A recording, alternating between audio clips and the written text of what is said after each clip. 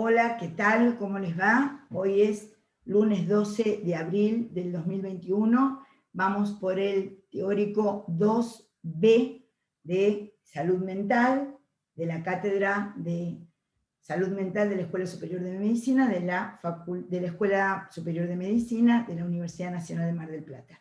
Mi nombre es María Clara Arete y soy la titular. Voy a dar el teórico 2B de hoy, 12 de abril, ¿sí? Habíamos terminado con qué eran las funciones psíquicas, ¿sí? Entonces habíamos hablado que las funciones psíquicas superiores son aquellas que tienen que ver con la cultura y tienen que ver con los sentidos tomados como funciones psíquicas naturales o básicas, gracias al efecto del lenguaje, se van armando atención, pensamiento, memoria, raciocinio, ¿sí? Sensopercepción, y esas funciones psíquicas, según el grado que tengan o según cómo se evalúen en la entrevista del psiquiatra, van a ir determinando lo que ustedes tienen ahí un YouTube para ver, un teórico del año pasado, que es la función del diagnóstico, que a partir de evaluar ciertas funciones psíquicas, podemos arribar a lo que en psiquiatría significa un diagnóstico, lo que significa un diagnóstico para el psicoanálisis, lo que significa un diagnóstico para psicología, para sociología, para trabajo social, para todos estos campos interdiscursivos. Lo que hacen es justamente poder arribar a un diagnóstico situacional, un diagnóstico psicopatológico, un diagnóstico también que nos permita pensar una propedéutica, que cómo ayudar a esa persona que está así. Habíamos llegado al concepto de lo que es funciones psíquicas, y yo les había dado una lista, había enumerado funciones psíquicas, les dije primero que eran gracias al orden del estar con el otro, del lenguaje, y habíamos pensado justamente atención, sensopercepción, pensamiento, juicio, memoria, ¿se entiende? Estas son las funciones que se evalúan. Ahora bien, esta evaluación de las funciones, y para ver si están en estado, voy a tomar la palabra que trabajé en el teórico anterior, en estado normal o alterado, pueden, a partir de estas funciones psíquicas que evalúa quien hace la entrevista, puede llegar a un diagnóstico presuntivo de la persona que está consultando. Ustedes como médicos clínicos, como médicos generalistas, no van a hacer, no les vamos a dar la estructura de lo que es la entrevista psiquiátrica o la entrevista psicoanalítica. Lo que sí les puedo decir es que la entrevista psiquiátrica es una entrevista en general ordenada, y la entrevista psicoanalítica es una entrevista que tiene que ver más con la libre asociación, es una entrevista más, en general más libre. Pero en general el psiquiatra pregunta qué día es hoy para ver la orientación, verifica cierta aptitud y actitud del paciente, etcétera, etcétera. Entonces, el concepto de entrevista psiquiátrica para sacar un diagnóstico, para llegar a un diagnóstico, o entrevista psicoanalítica que tiene que ver con otro concepto que tiene que ver con la transferencia, establecer neurosis de transferencia, no la vamos a trabajar muy en profundidad en la cátedra, porque en la cátedra lo que tenemos como concepto primordial es que ustedes puedan entender cómo están estas funciones psíquicas y arribar al diagnóstico que ustedes se preguntan a partir de ciertas presentaciones que tenga el paciente cuando vaya a consultarlos a ustedes en relación a una dolencia que tiene que ver por ahí con una dolencia física, una pregunta sobre cómo, no sé, pueden ir a preguntar sobre cómo prevenir embarazos, o que ustedes tengan que trabajar sobre enfermedades de transmisión sexual, o que ustedes tengan adelante, por delante una persona, una mujer embarazada, o que ustedes tengan delante un fracturado en una moto, digamos. Ustedes van a ver en diferentes escenarios, que es lo que le queremos decir, personas que están padeciendo y que son convocados ustedes como médicos y médicas generalistas. Entonces nosotros les queremos dar algunos elementos para que ustedes, en el transcurso del acto médico que desarrollen como médicos y médicas generalistas, puedan advertir hacer esa mirada en plus, esa escucha, ese entendimiento, si hay algo en juego de la subjetividad de ese paciente que requiere de una atención especializada o de una atención particular que tiene que ver con el especialista en salud mental, ya sea psicólogo, psiquiatra, digamos, o haya que hacer una intervención en particular. Entonces, habíamos empezado a definir las funciones psíquicas. Vamos a empezar por un elemento que me parecía importante poder pensar en la orientación. Una de las funciones psíquicas es la orientación. La orientación implica que el paciente de alguna manera sepa, la persona sepa, quién es él y quién es el otro, pueda hacer una focalización sobre sí y sobre el exterior. Entonces se habla siempre de orientación autopsíquica y alopsíquica. Quiere decir que la persona pueda decir quién es él, dónde está y quiénes son los otros. Esta orientación auto y alopsíquica es muy importante para ustedes como médicos y médicas generalistas, porque lo van a ver en muchos escenarios, lo van a ver en la urgencia, en el hospital o en las salitas, lo van a ver en la interconsulta, lo van a ver en consultorio externo, lo van a ver en consultorios especializados externos, ¿sí? El paciente tiene que estar orientado. ¿Y orientado cómo? Con respecto a sí, con respecto a otro. Con respecto a sí, bueno, en general se sabe su nombre. Hay algo que hemos visto muy habitualmente, que es, el paciente puede estar muy mal, pero siempre su nombre y su DNI es algo que mantiene en el tiempo. Son como cifras del sujeto que es muy difícil de perder. Tiene que estar muy demenciado el paciente, ser anciano, estar con un trastorno muy grave cognitivo, para olvidarse esos datos. Ya cuando se olvidan esos datos es porque estamos en presencia de una demencia. Si no, en general el paciente, aún con cierta desorientación, puede decir cuál es su nombre, y yo les diría que uno de los elementos que ahora está tan asociado como el DNI es el celular, el número de celular. Creo que esto no está descrito en los textos de psiquiatría, pero es muy interesante tener en cuenta. En general, el paciente conoce su propio número de celular. No les digo el de sus allegados porque los tiene por el chat, pero su propio celular lo debe tener muy incorporado como una función de sí. Y cuando se evalúa si el paciente está orientado y sabe quién es él y sabe sus datos generales, eso sería autopsíquicamente, se reconoce, tiene que saber reconocer dónde está. Entonces, en general se le pregunta, señor, señora, o vos sabés dónde estás, supónganse un paciente que ha sufrido una conmoción en un accidente.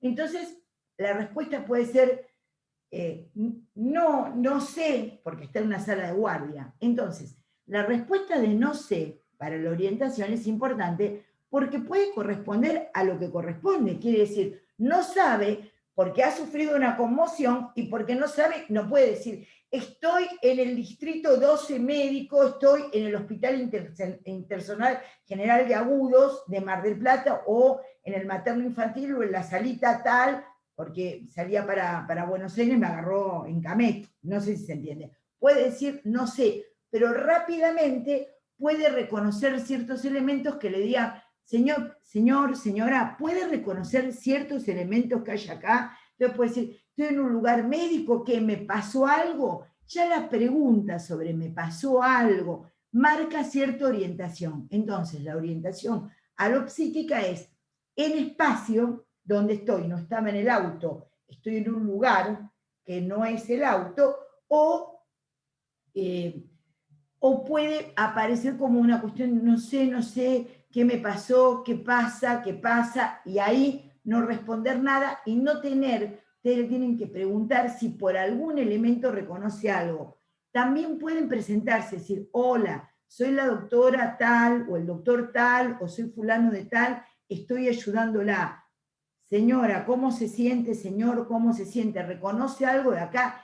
Y si el paciente puede fijar que estoy en un hospital, me pasó algo, ya se ve que está alopsíquicamente por afuera, y orientado en espacio. Lo otro es en tiempo, ¿no? Ustedes piensen que los pacientes que tienen un trastorno, por ejemplo, en un accidente, o alcoholistas, o hipoglucémicos, o algún trastorno orgánico del medio interno, en general pierden el sentido de, por ahí preguntan qué pasó, cuánto tiempo pasó. Imagínense aquellos pacientes que están mucho tiempo en terapia intensiva, entonces sufren una cierta desorientación. Entonces, repetimos, la orientación es la capacidad de poder reconocerse a sí y a otros, la capacidad de poder, la función psíquica que permite decir quién soy yo, la posibilidad de decir quién es el otro y la posibilidad de orientarse en tiempo y espacio.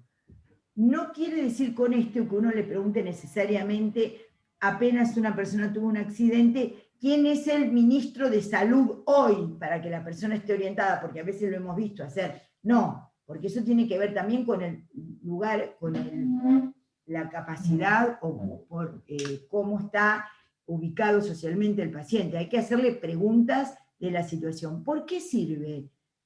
Preguntas que a partir de un elemento pueda la persona distinguir y nosotros podamos poner esto, podamos consignar cómo está la orientación. ¿Por qué es tan importante la orientación? Porque la orientación nos va a llevar a pensar si el paciente va a configurar un cuadro que se llama de confusión, junto con otra función psíquica que se llama atención. La atención, ahí está León. ¿Estás, León?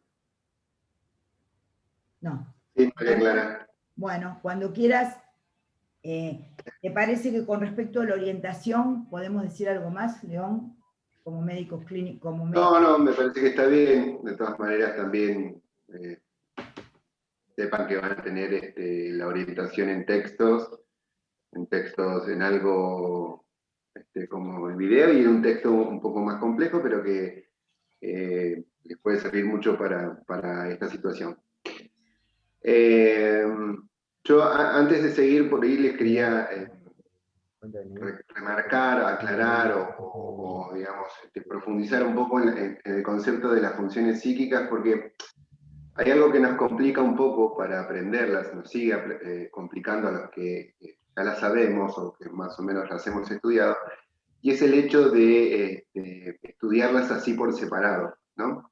Uno para estudiar las funciones psíquicas las va dividiendo o se han dividido en atención, como decía María Clara, atención, orientación, pensamientos, timia, sensopercepción, etcétera, etcétera, etcétera. Pero, digamos, en el aparato psíquico no se manifiestan de esa manera por separado. Y a veces son inseparables unas de otras. Pero para una cuestión de estudio, para poder empezar a tener una idea de cómo entender las funciones psíquicas, se las ha dividido así en este tipo de divisiones que hacen más fácil su aprehensión. De todas maneras, en la práctica, cuando uno ve algunas cuestiones, no las puede separar de otras, ¿no? Por ejemplo, no sé, alguien que hasta hace 3 horas está orientado, por ejemplo, no sé, sufre, como decía María Clara, un accidente, choca, llega a la guardia, uno lo ve, el sujeto está desorientado porque no está en estado de conmoción y no sabe bien dónde está. ¿Va a estar solamente desorientado temporalmente o desorientado psíquicamente? No, seguramente también tengo una alteración en el estado anímico, esté asustado o muy angustiado o muy enojado, lo que fuere, ¿no? Una función psíquica, la timia, que va a estar atada justamente en ese momento a otra función psíquica. Bueno, así se ve generalmente en la clínica, ¿no? Distintas funciones psíquicas que están aparejadas a otras en sus cambios. Bien, estábamos en cuál, María Clara, ibas para... Vamos a tomar una cosa, León. Lo que vamos a retomar bien, digamos, vamos a volver a recalcar lo que decía el doctor Torres, ¿no? Las funciones psíquicas son una manera de observación de lo que es la semiología. Cuando ustedes, esto lo saben por clínica médica, por lo que ven con el doctor Aberbach, lo que han visto el doctor Berardi, etc. Todo configura digamos, las cuestiones configuran un todo, pero para estudiarlas de la misma manera que ustedes tienen que ver respiratorio, cardíaco, sangre, bueno, y ustedes lo ven y saben que configura un todo, y que si alguien tiene color amarillo de mucosa, ustedes le ven ictericia, y esto tiene que ver con la cantidad de bilirrubina que hay en sangre aumentada, y eso del ojo tiene que ver con el hígado.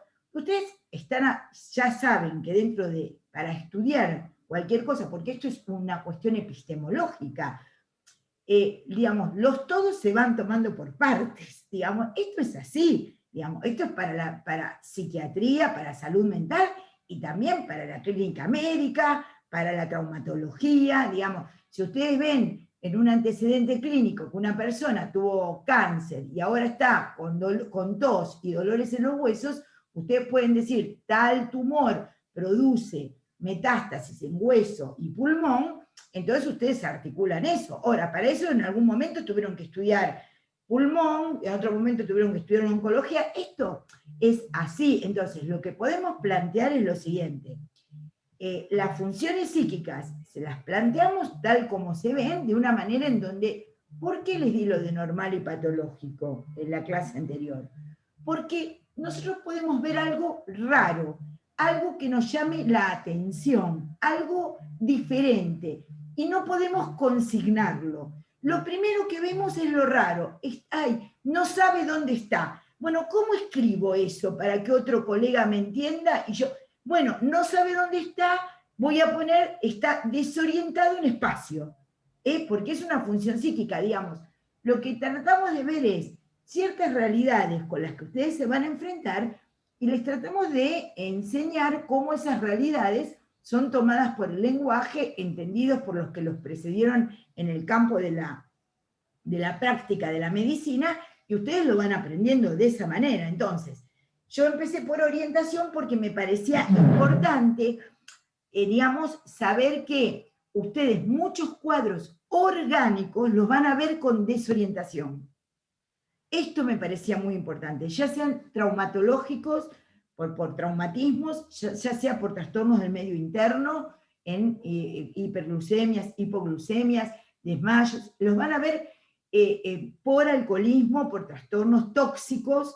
Entonces, todo lo que tenga que ver con la desorientación, ustedes van a tener que hacer un diagnóstico, en principio, descartar lo orgánico. Esto es lo que les tenemos que enseñar. Entonces, obviamente, como en todas las partes de la medicina, o también como el que estudia arquitectura, bueno, va a tener que aprender a hacer como una columna, una diferencia entre columna y viga, va a tener, sí, todo lo que se estudia epistemológicamente se va estudiando por partes y genera cierta ansiedad epistemológica. Es decir, ay, ¿cómo voy a saber qué es tal o cual? Y bueno, porque eso justamente, vuelvo a decir, en el proceso de aprendizaje, en el proceso de enseñanza, no se puede ir a la variable cero de entropía. Siempre hay algo que queda como una duda.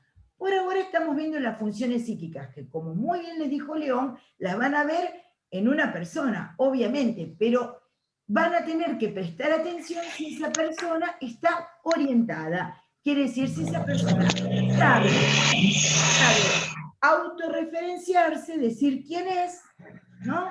Y decir quiénes son los otros, dónde está y en qué tiempo. Esto tiene que ver con la orientación.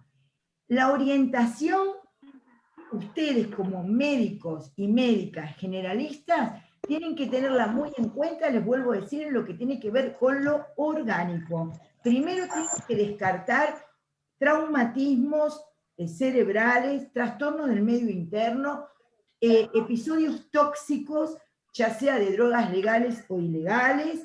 Tienen que siempre estar muy atentos a esto porque no es habitual que los trastornos más graves psiquiátricamente descritos aparezcan con desorientación. ¿Se entiende, verdad? Esto es un concepto importante. El otro concepto de la psicosemiología que va asociado es a la cuestión de poder pensar justamente atención. La atención es la capacidad de focalizar el psiquismo en algo. Focalizar, atención es focalizar. Ese es el concepto de atención. ¿Y qué atención hay? La atención de poder decirle, Señor, volvamos al episodio de la emergencia. Tomemos un cuadro, un pequeño cuadro clínico, una emergencia, un accidentado. Es tan habitual, ¿no? Llega el accidentado. Señor, ¿cuál es su nombre? Si responde o no responde, si no responde, y no sé, bueno, podemos poner desorientado psíquicamente. Señor, ¿dónde está? ¿Sabe dónde está? ¿Qué le pasó? Etcétera. Y ahí vemos si el paciente se va orientando, quiere decir, sabe cuestiones básicas sobre sí, sobre los otros, sobre el tiempo y el espacio. La otra cuestión que se evalúa casi consecuentemente con la orientación es la atención, quiere decir la capacidad de focalizarse en un tema. ¿Y qué es esa capacidad de focalizarse en su tema? En general, como se describe como que hay una atención espontánea y una atención voluntaria. La atención espontánea es la que se tiene sin que haya una intencionalidad de dirigir la atención. Por ejemplo, yo en este momento estoy hablando con ustedes y espontáneamente me dirijo al Zoom, veo mi propia imagen reflejada, algunos de los de ustedes que no están desmuteados, lo veo a León, la veía hasta hace un rato a Bárbara, ahora la veo a Viviana, ¿no? Pero cuando yo digo lo veo a León y me fijo, ahí voluntariamente dirijo, focalizo mi atención en León o veo a Viviana Yema. ¿Está bien, Viviana, el apellido dicho sí? ¿Sí? Entonces, lo que hasta el momento aparecía, y veo los nombres de Emily Queiroz y de Ale Rodríguez. Entonces, lo que hasta el momento aparecía como que se daba de una manera natural, espontánea, la vuelvo volitivamente, ¿no?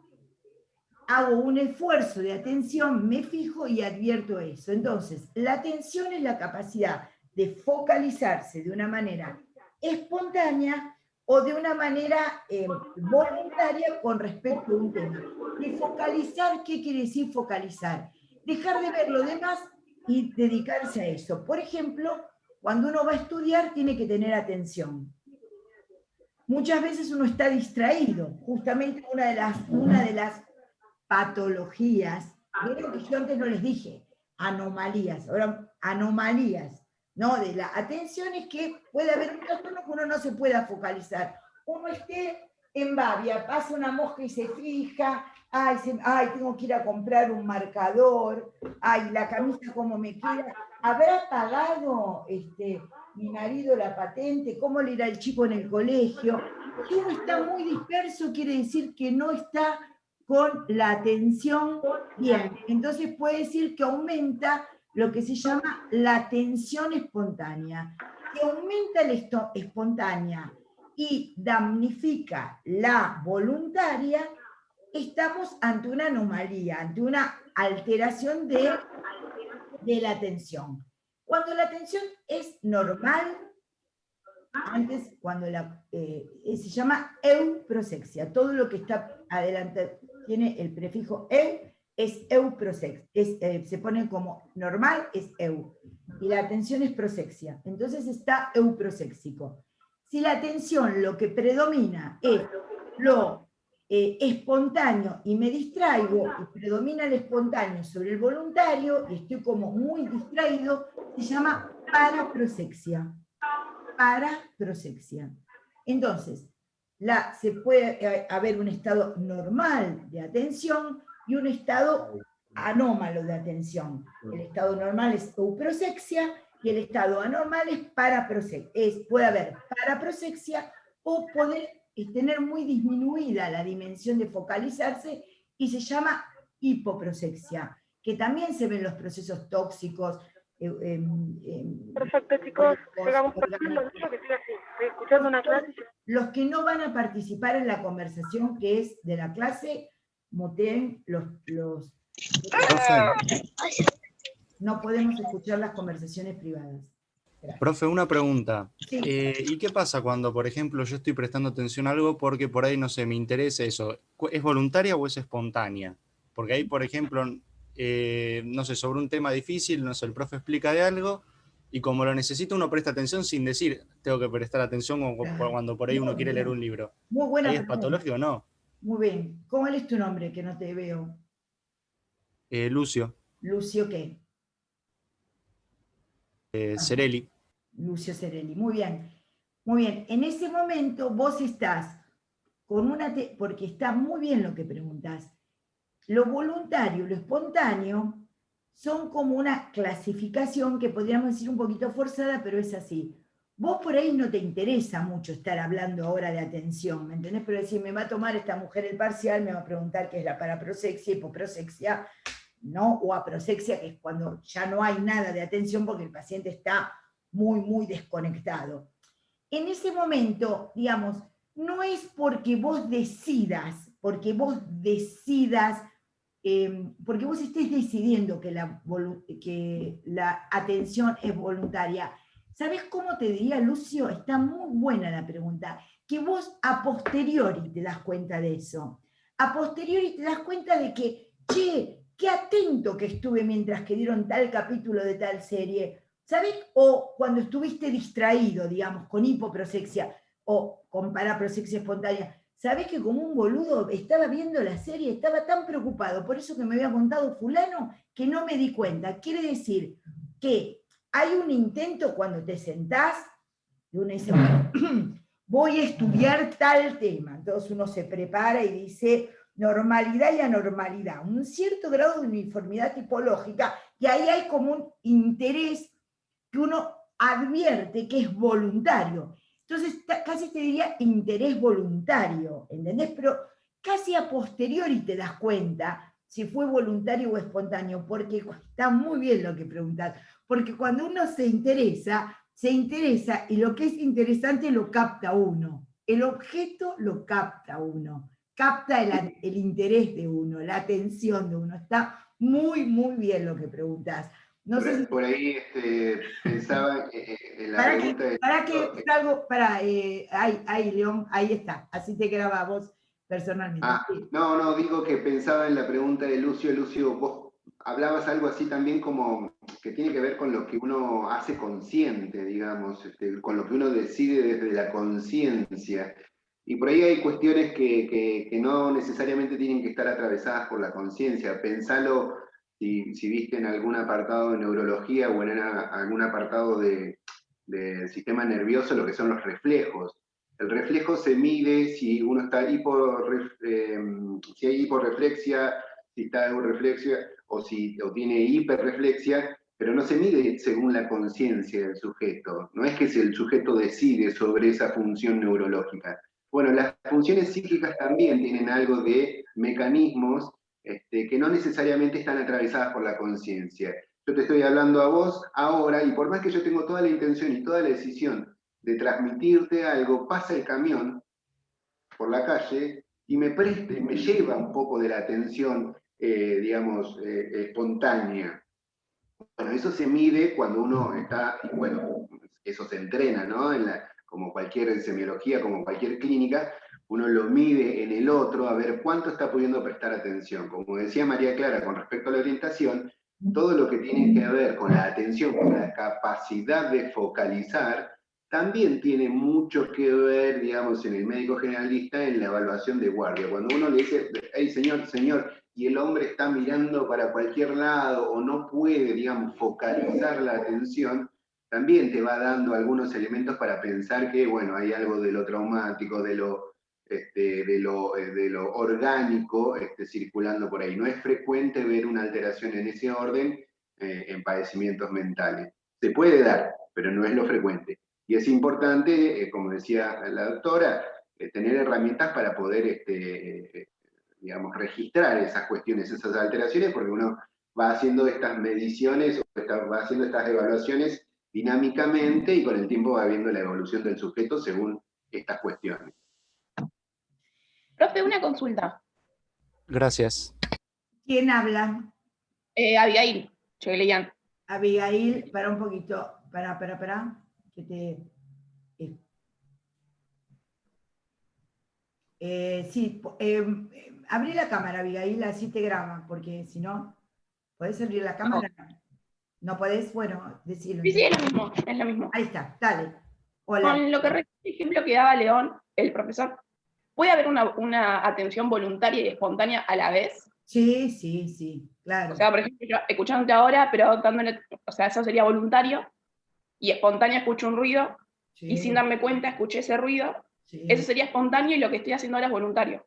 De hecho, tiene que estar, Abigail, tiene que haber las dos cosas a la vez, porque vos no podés estar sumida en un solo tópico de tu existencia, digamos. No es que ahora, no sé, se está prendiendo la casa a fuego y vos no te das cuenta porque tu atención espontánea no funciona. Tiene que haber algo, ¿no? Pero vamos a decirlo de esta manera. Para que haya, digamos, focalización, atención voluntaria, la condición de la atención voluntaria es la atención espontánea. La condición, lo vamos a ver si les queda claro, porque esto no está en el libro, pero lo tienen que saber. La condición de la atención voluntaria, la condición es la atención espontánea. Si no hay atención espontánea, quiere decir que algo sobresalga sobre otra cosa y me llame la atención. Fíjense en el nene, en el bebé, ¿no? El bebé está ahí con la cabeza que a los 3 meses todavía no la sabe, hasta los 3 meses no sostiene bien el cuello, pero la madre le habla y hace mirada, hace conexión con los ojos de la mirada, porque lo primero que tiene es la visión esa de los 20 centímetros que hay entre la teta y los ojos de la madre para hacer conexión visual. Entonces, la condición de la atención voluntaria es la atención espontánea. El problema es que no haya atención voluntaria, quiere decir que no se focalice dentro del todo una parte. Entonces, ¿qué es? Por eso les digo que esto lo vayan viendo, porque nosotros les vamos a dar un resumen que hicimos de los textos, pero estas son particularidades que les damos en plus en el teórico para que ustedes lo vayan aprendiendo mejor que lo que está en los textos. ¿Se entendió? Entonces, la condición de la atención voluntaria es la atención espontánea. ¿Y qué es la atención? La capacidad de focalizar dentro del todo una parte. Y entonces, ¿cómo puede haber alteraciones de eso? ¿Cómo puedo hacer que todo me resulte lo mismo? Todo me resulta lo mismo. Eso sí se llamaría aprosexia. No puedo diferenciar ninguna parte del todo. Eso se llama aprosexia. Aprosexia, sin atención. Si tengo disminuido eso, por ejemplo, el paciente comatoso, el paciente que está en terapia intensiva intubado, está aproséxico. ¿Por qué? ¿Por qué? Porque no puede focalizar nada porque no está conectado. Tanto la orientación como la atención lo que hablan es de la conexión. Entonces, Profe, ¿sí quién habla? Emily. Esto de la... Emily, ponete la cámara, si te grabas. Bueno. Ahí. Sí. Ahí. Perfecto. La aprosexia que dice usted es una modalidad de la paraprosexia, ¿no? Que había hablado de euprosexia y paraprosexia. La aprosexia es la falta de atención, es cuando el paciente, como te dijo el doctor, señor, y el paciente está girando así y no puede focalizar la atención en nada. Es la falta de la, por eso digo, si la atención espontánea es condición de la atención voluntaria, si la espontánea es condición de voluntaria, la prosexia es la incapacidad de fijar, de focalizar. Ya serían pacientes que están prácticamente comatosos, ¿me entendés, Emily? Y después tenés la hipoprosexia, que es, por ejemplo, el tipo que llega o borracho a una guardia, o en estado de ebriedad, o porque consumió tóxicos, o porque tuvo una hipoglucemia. ¿Cuántas veces se han confundido? O porque tuvo una ACV. ¿Sí?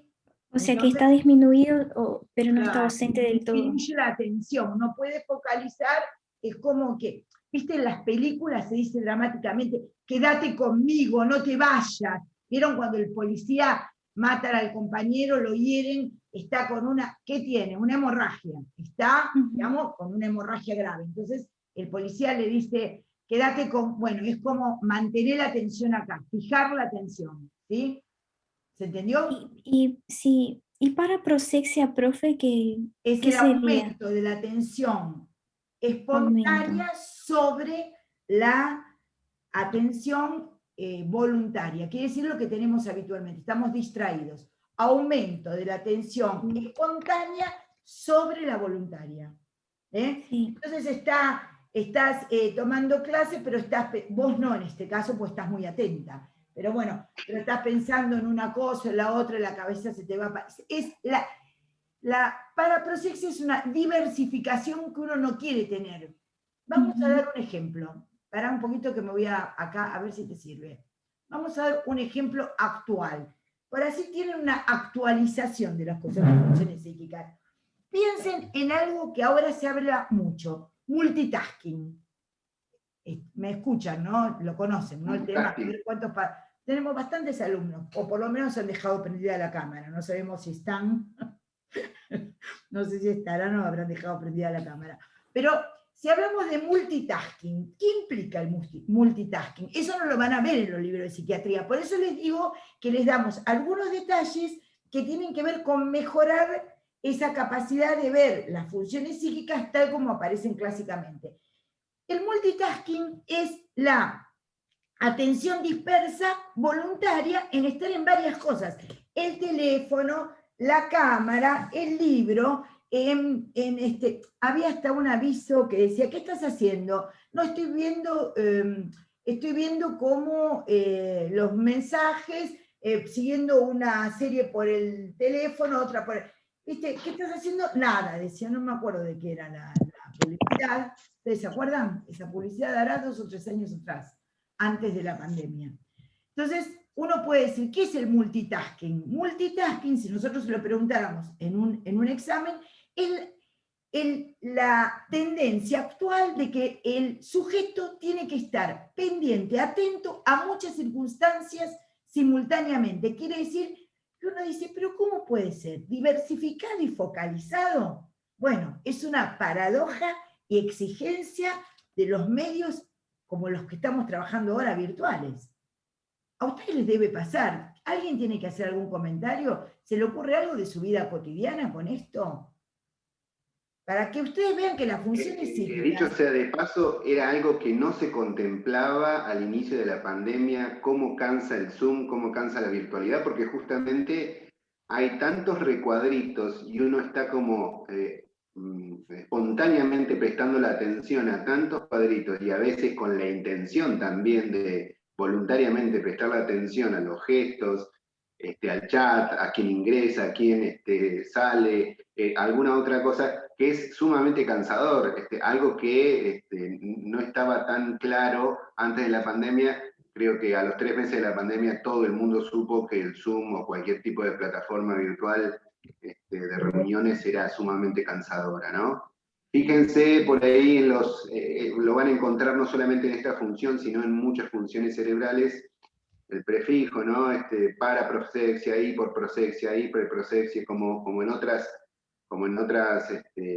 funciones o en otras semiologías que hayan transcurrido, siempre eso les va a dar una orientación. En el caso de la paraprosexia, no solamente es lo que explicaba la doctora, sino que también se da en algunos otros cuadros y padecimientos mentales, por ejemplo, aquellos que tienen algún tipo de alteración perceptiva, es decir, están escuchando alguna voz o ven algún signo en determinados objetos, están como atendiendo a veces a estímulos internos, se le dice, ¿no? Entonces uno les habla y el tipo lo ves que está como medio perdido, la mirada se le va porque está escuchando un poco qué es lo que dice la voz por dentro, o le hace signo el entorno, entonces vos dejaste la lapicera o el sello a un costado y él está mirando el sello y está pensando por qué será que el sello, digamos, su atención funciona, pero funciona patológicamente. Entonces, en ese sentido, está como paraproséxico, está como la atención yendo para un lado y para otro según su padecimiento del momento. Bueno, entonces, hemos visto hasta el momento orientación, atención. Hemos visto lo que aparece como anormal y sus como normal y sus vicisitudes y sus anomalías que pueden darse en fenómenos tanto físicos, orgánicos, en pacientes enfermos, digamos, orgánicamente, o en algunos pacientes también, ahora vamos a ir a lo psíquico, porque lo voy a articular con senso-percepción. El tema es el siguiente. ¿Qué, Emilia? Perdón, tengo otra consulta. Cuando usted habló de las patologías orgánicas, usted dijo que los trastornos psiquiátricos graves no tienen mucho que ver con la desorientación, ¿no? Es más asociado con lo orgánico. Ya lo voy a explicar. Bueno. Vamos a quedarnos con este concepto. Con un paciente desorientado, lo que tenés primero que descartar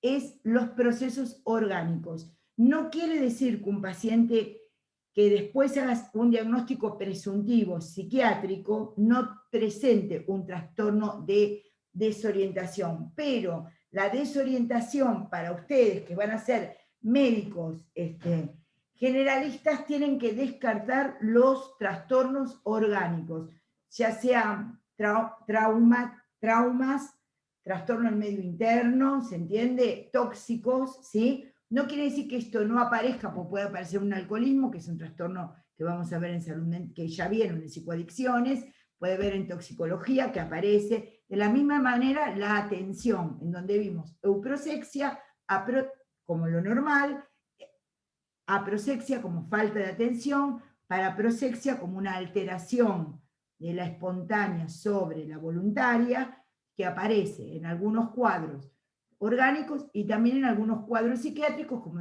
aclaró León, en el sentido de poder pensar, pero no quiero poner psicosis, porque entramos otra vez en el paradigma de que no saben lo que es. Entonces, en algunos, la paraproxexia puede verse en algunas esquizofrenias, puede verse en algunos trastornos delirantes, o en algunos trastornos en algunos síndromes alucinatorios, ¿sí?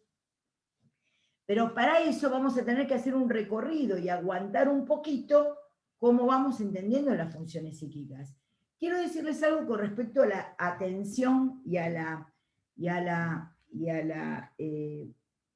orientación, que cuando el paciente tiene un trastorno en la atención y en la justamente, y en la orientación se dice que el paciente está con un síndrome confusional. Si el paciente se le suma lo que ahora voy a explicar, que es un trastorno en general de la senso-percepción, se llama confuso onírico, ¿sí? Pero el paciente tiene un trastorno confusional, ¿sí? Y un síndrome confusional tienen que pensarlo de varias formas, y es muy importante que ustedes lo vean. Porque los trastornos psicóticos puros, en general, no cursan de ingreso con confusión mental. A ver, en general, lo que está descrito es que los trastornos, la psicosis graves, pueden tener un comienzo confusional poco habitual. ¿Quedó claro, León? Sí, pero yo no sé si me quedó claro porque ya lo sé, digamos, porque ya lo... No es lo más habitual que los pacientes que después vayan a ser diagnosticados psiquiátricamente empiecen con un cuadro confusional. No es lo más habitual. Sí, a veces pueden presentar cuadros confusionales pacientes neuróticos, histéricos, que en medio de la guardia a las 3 de la mañana los despierta la enfermera, ustedes están durmiendo, se durmieron a las 3:30, 4 menos 10, lo llaman enfermera, y vuelven de bailar, no sé qué tengo, no sé, es como que no supe dónde estaba, pero rápidamente, cuando ustedes empiezan la entrevista, se reconectan. Eso puede ser pacientes neuróticos, histéricos, que agregado con un poquito de alcohol, de excitación, de frustración, la noche, pueden presentarse como un trastorno confusional. pero en general los psiquiatras decían que las grandes esquizofrenias que empezaban con forma confusional evolucionaban bien, porque en general eran locuras histéricas, porque esto es típico de la locura, no de la psicosis. Ahora lo voy a Profe, decir. Sí, una pregunta. ¿Quién habla? Me perdí en la Pará. parte... Dale, para que así te graban. Dale, sí. Me perdí en la parte de lo del Vos síndrome sos- confusional. ¿Cómo era lo del síndrome confusional? Era lo de... Porque me perdí ahí. El Perdón. síndrome confusional, sí, son muchos conceptos. El síndrome confusional justamente cursa con un trastorno de la atención y de la orientación. ¿Sí? Entonces, el paciente está desorientado y, mira, de tal manera tiene el síndrome confusional que ustedes van a ver que se parece mucho a lo que les empezó a explicar León con respecto a lo que es conciencia, porque justamente la orientación y la atención lo que hacen es a la conciencia, es decir, a poder estar focalizados, quiere decir, atención, y a estar orientados, saber quién soy yo y quién es el otro. Todo eso marca un estado de lo que llamamos la articulación entre la... Ahí te diste vuelta, ¿ves? Por ejemplo, ahí está, ahí prevaleció la atención espontánea. ¿Pero por qué? Eso también tiene que ver con cierta cuestión de estar al cuidado del peligro, porque uno dice, uy, se cayó algo, ¿me entendés? Alguien golpeó, es necesario no tener una extremada concentración voluntaria, suponiendo que uno está leyendo algo, está como dijo León, se está quemando la casa, no. La articulación entre la atención y la orientación lo que da es el estado de conciencia. Si el estado de conciencia es bueno, el paciente está lúcido. Si el estado de conciencia, quiere decir la orientación y la atención, están alterados, el paciente va a tener grados de confusión, que en general nosotros lo llamábamos, digamos, terminaba en el coma, pero lo llamábamos, el paciente está confuso, medianamente confuso, y digamos, podemos pensar el grado de confusión de llegar desde la conciencia, desde la lucidez hasta el coma.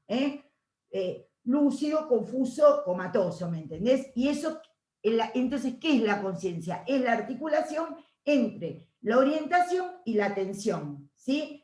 No es la conciencia filosóficamente hablando, es la conciencia como un estado en donde uno, digamos, es una función psíquica, no es la conciencia para la filosofía, ¿no? Ni para el psicoanálisis tampoco, es para la psiquiatría, digamos que, y para lo que ustedes pueden entender. Entonces, cierto paciente cuando se desmaya, por ejemplo, pierde la conciencia, está inconsciente, ¿qué quiere decir? Bueno, está, nosotros lo llamamos lúcido, confuso, soporoso o comatoso, ¿no? Como grados de nivel de la conciencia. ¿Y qué se evalúa? Se evalúa atención y se evalúa orientación. Ahora, ven que siempre hay un costado en donde uno va sabiendo una cosa y desconociendo la otra, porque eso es aprender, ir aguantando entrando en el terreno de lo desconocido.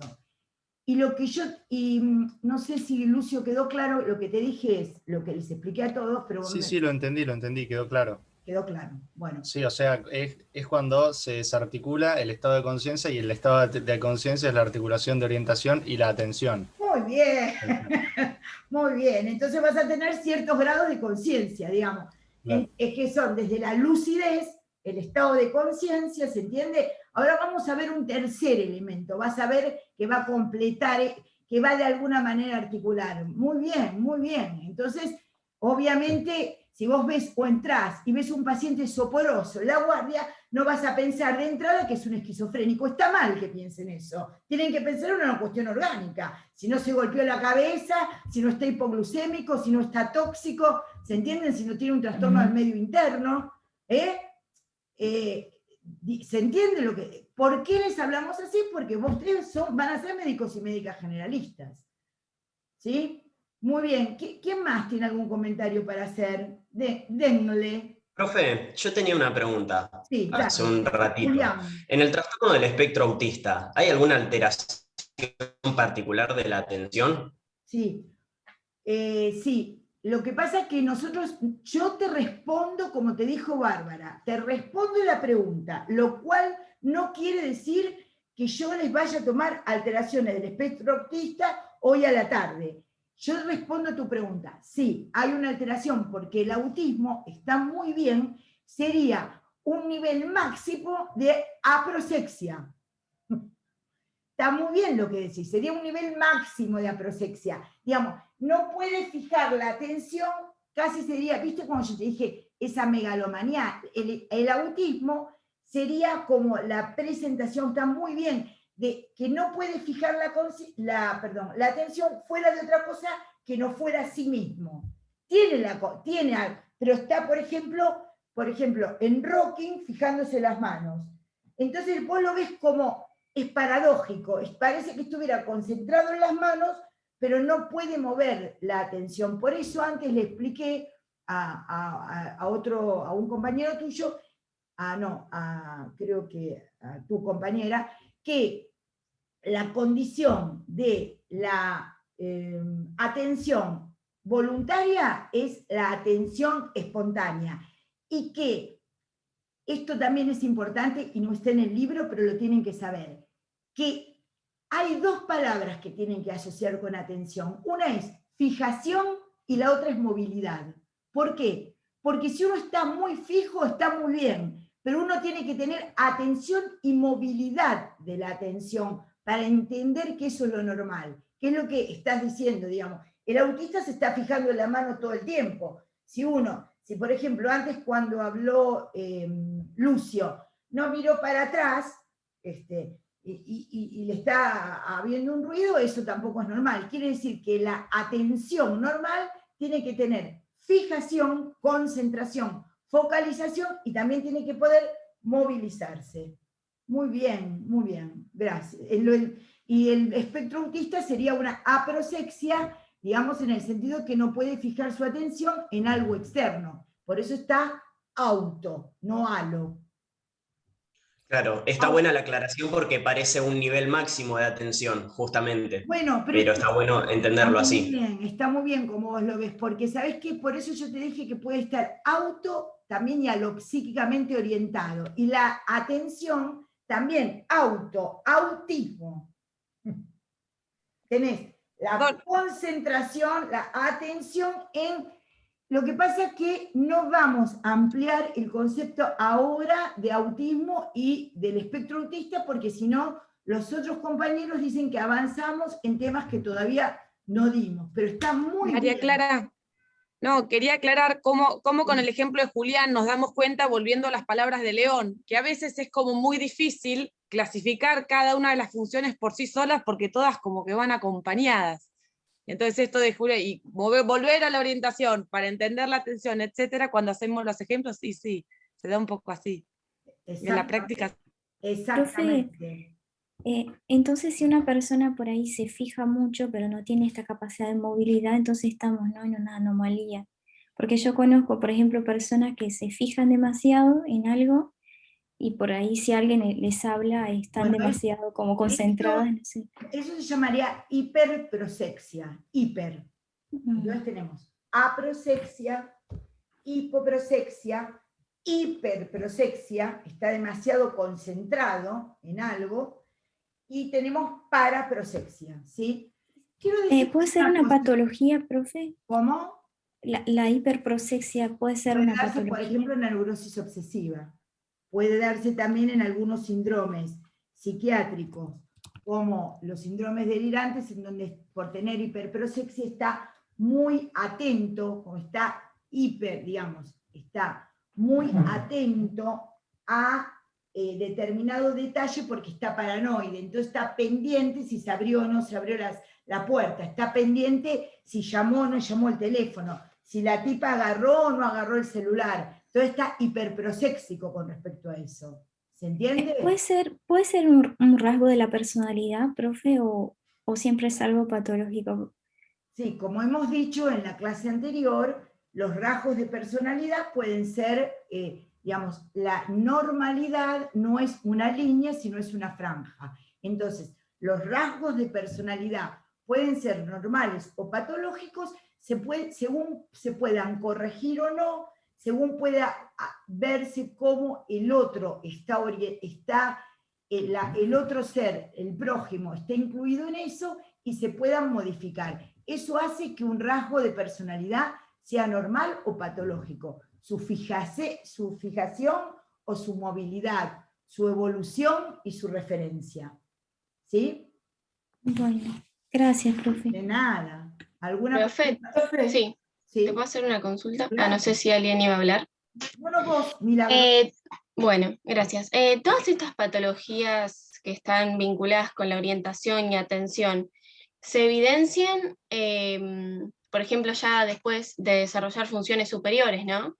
No, por ejemplo, en un bebé, porque no estaría orientado, no cumpliría con las características de que ser quien es, dónde está, Ahora te va a reconocer a los contestar la demás. doctora Darling, que es especialista en niños. Te va a contestar esa pregunta. Está muy bien, está muy bien. Yo después te puedo hacer un comentario, pero dejemos que la doctora Darling te conteste. Sí, no, es interesante la pregunta, porque para nosotros, cuando hablamos de las funciones psíquicas, bueno, cualquier percepción que entra dentro del campo de la conciencia, entonces entendemos a ese bebé, por más que es muy difícil llegar a la conciencia de ese niño chiquito, cómo llega. Seguramente puede haber alguna cuestión en cómo le llega el objeto o el estímulo a la conciencia, en más, en menos, y cómo lo puede focalizar. Seguramente sí, pero se va a ir organizando con el tiempo. Entonces, a cada edad mental, ¿sí?, hay ciertas características en cuanto a cada una de las funciones psíquicas. No podemos comparar la atención voluntaria o involuntaria, o como ponemos la voluntaria y la espontánea, en un adulto que en un niño. Obviamente, en un niño puede estar dando la clase y puede estar pendiente de cómo pasan los coches, ¿sí? Y en un adulto por ahí es más fácil que tenga más foco. Entonces, según cada edad mental, ¿sí?, obviamente, y ahí podemos hablar, hay ciertas cuestiones que son más esperables que en otras. Entonces es muy difícil llegar a la conciencia en un chico muy chiquito, ¿sí?, pero uno puede suponer o puede inferir, ¿sí?, que se puede alimentar, dormir adecuadamente, etcétera, parte de sus funciones psíquicas estarían endebles, ¿sí? La conciencia en los niños tiene más que ver con, ¿cómo es esto? Con los logros según la edad que tiene y las conductas en actividades, ¿no? O sea, por eso nosotros lo hemos estudiado también en años anteriores. Sí, sí, sí, igual es como relató María Clara, que cuando nosotros hablamos de la conciencia, de la orientación auto o alopsíquica, o la cuestión de la memoria, y todos van formando el estado de lucidez que va a hacer que el paciente tenga una conciencia, es exactamente el igual en el adulto que en el niño. Usamos la semiología del adulto, y usamos las mismas palabras para describir a los niños. Y esto que volvemos, esto de que la mente es indivisible, que nosotros la dividimos para estudiarla, en los niños a veces se torna como más compleja, porque es difícil acceder a ella a través del lenguaje oral. ¿Sí? A veces hay que tener como otro tipo de lenguaje para entenderlo. Pero sí, las descripciones son iguales. Para decir que un chico está vigil, entendemos que está despierto, orientado, que puede estar como atento al estímulo de afuera, y tiene un estado absoluto de conciencia, bueno, que cumple con las funciones psíquicas más básicas. Pero bueno, en algunos casos es más fácil, y en otros casos es más difícil. Pero bueno, si está, por ejemplo, en caso como que está más adormecido, etcétera, etcétera, y responde menos a los estímulos externos, uno podría suponer que está en un estado, como dijimos antes, de hipolucidez, donde no tiene tanto registro del autopsíquico, del alopsíquico en relación a la orientación, y obviamente la atención espontánea es como que estaría alterada. No sé si respondí, María Clara. Sí, sí, sí. Nosotros, en lugar de digamos, vamos a tomar, perdón, sí, perfectamente. ¿Dije algo mal? No, en hipolúcido, por ahí el estado de lucidez bajo, quise decir. Voy a volver a decirles que, como yo soy psicoanalista, no me complican tanto las partes, ni creo en el todo. Así que, sí, uno va viendo y va entendiendo qué es lo que pasa, digamos. Uno configura, sí, el psiquismo es el psiquismo, pero no hay que preocuparse porque lo vamos viendo por parte. Todo se ve por parte, nada se ve en todo, nada se ve en un todo. Eso es como un ideal holístico en el que yo describo. El tema es que uno lo va viendo como ve el arquitecto, el ingeniero, como ve la profesora. Cuando ustedes estudiaron inglés tuvieron que ver condicionales. Bueno, ¿cuándo van a usar los condicionales? If you study, you will approve the exam. Bueno, En algún momento lo iban a usar, pero bueno, todo, siempre aprender es ir por parte. Entonces, lo que estamos viendo me parece muy interesante, miren qué bien cómo se dio este diálogo entre ustedes, entre León, Bárbara, y yo, digamos, el asunto de poder pensar orientación, atención, conciencia. ¿Esto hace todo a la conciencia? No, vamos a seguir, pero la semana que viene con senso-percepción. ¿Van a tener las funciones psíquicas? Sí, en los libros que ahora les vamos a dar. Sí, los van a tener para estudiar. Pero hay algunos detalles que dimos en el teórico que les vuelvo a decir, no están en el libro y que les vamos a tomar. ¿Por qué? Porque son ciertas actualizaciones. El libro de 1992 no va a estar diciendo multitasking, pero nosotros se los tenemos que dar porque es lo que ustedes van a ver ahora. Me explico lo que digo, ¿no? O no van a ver trastornos de la virtualidad en la atención, pero es lo que ustedes tienen que ver. Para eso nosotros preparamos las clases y para eso nos actualizamos. Para lo que hemos visto nos sirve ahora para ser hombres y mujeres de nuestra época, ser sujetos epocales, como les hemos enseñado en primer año. Me parece que, teniendo en cuenta que hemos visto orientación, atención, conciencia, hemos definido algo de lo que es el síndrome confusional, dentro del ámbito podemos dar por terminada la clase y vamos a seguir del próximo teórico con senso-percepción. A la tarde, mañana, van a tener las preguntas del práctico. ¿Sí? ¿Alguien más quiere plantear algo más antes de terminar la clase? Profe, yo tengo una pregunta. Bueno, muy bien, vamos. Hola, Mariana, ¿cómo te va? Julián, ¿te llamas Juliane? Julián. Sí, sí, el trastorno de déficit de atención e hiperactividad tiene hiperprosexia y paraprosexia también. Ahora te va a explicar la doctora Bárbara. El trastorno del TDAH. Sí, justo es un trastorno que es muy cuestionado, Julián, pero para que entiendas, cuando hablan de una alteración de la atención, volvemos a los conceptos básicos que se dieron en la clase, ¿sí? Que habría una disarmonía entre la atención espontánea, ¿sí? Entre la voluntaria y la involuntaria, para que se entienda, entre la voluntaria y la involuntaria, o entre la voluntaria y la espontánea. Habría una desarmonía, entonces estaría siempre más pendiente del afuera que lo que se debería concentrar. Esa es la concepción de ese trastorno por déficit de atención, que por ahí nosotros no lo vemos como diagnóstico, sino como manifestación, pero eso es otro tema.